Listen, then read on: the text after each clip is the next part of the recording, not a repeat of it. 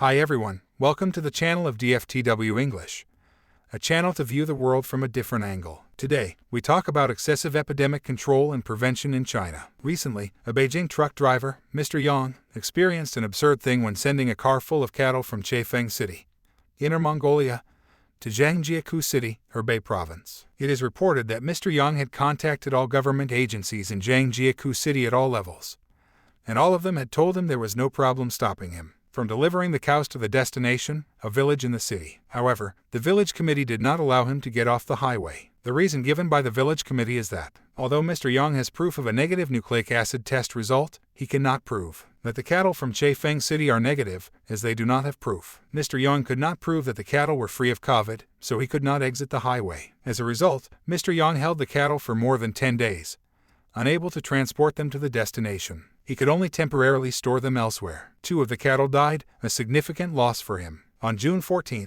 Zhangjiakou Municipal Propaganda Department responded to this issue. The situation occurred because individual village cadres did not comprehend the epidemic prevention and control policy, which resulted in deviations in understanding and imprecise implementation. In response to this problem, the village has made immediate improvements to optimize the epidemic prevention and control service process. We assume Mr. Yang already delivered the cattle to the village, but more such cases should be happening in China because of the COVID control and prevention policy. In the past 2 years, controlling the epidemic has become a political task. No local governments dare to loosen control, even if China's COVID-19 pandemic is under control and the fatality rate is close to 0. China set an excellent example by effectively controlling and preventing the pandemic, and its dynamic zero policy has saved millions of people. However, in recent days, many local governments have gone to extremes, and their measures have severely affected people's everyday life and economic activities. The public has been suffering from excessive epidemic prevention for a long time, and Mr. Yang's case is not uncommon.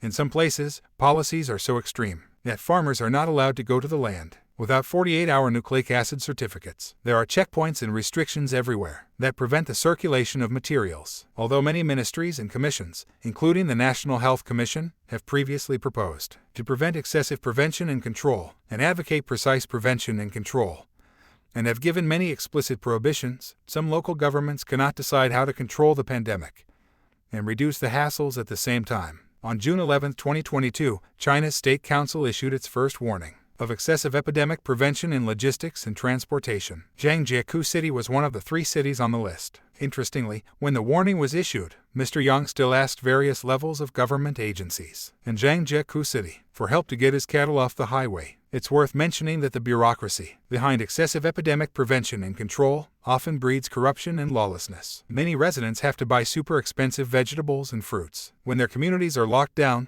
a common issue in Shanghai and other cities like Dandong, a border city near North Korea. As we often said, China is not perfect and needs to improve in many areas, but we do not think it is disappointing, as a country can only advance after solving various problems. If we regard Mr. Yang's case differently, we cannot rule out the possibility that cattle can also acquire the COVID virus. Just think about the deer in the United States. The U.S. Department of Agriculture detected 1 positive out of 143 samples collected before January 2020, suggesting white-tailed deer are also vulnerable to the COVID virus. Who knows whether the cattle in China are immune from the deadly virus? If we are not sure, how can we think the village head is silly asking Mr. Yang to provide the cattle's negative test results? The major problem is no one takes accountability, as local cadres will be fired if there are COVID outbreaks, no matter how diligent they are. Excessive COVID control and prevention are due to the pressure from the government agencies at various levels. It is difficult to eradicate if the central and local governments cannot reach a consensus. Thank you so much for your continuous support. Your precious time with us is highly appreciated. We do our work as a mission, a cause. Please help us grow and reach more extensive audiences